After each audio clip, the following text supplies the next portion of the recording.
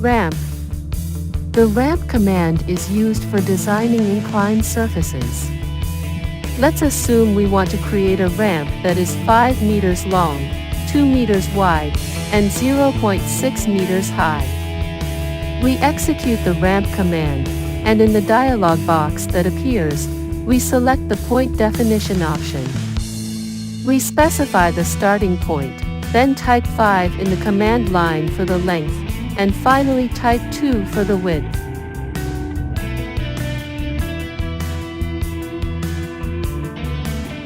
A dialog box appears where, after entering the desired height, the slope is automatically calculated.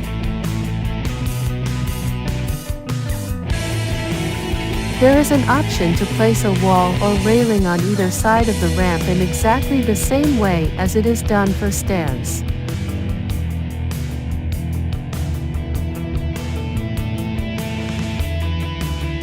Additionally, there is the Connect to Wall option, which works similarly to roofs and stairs.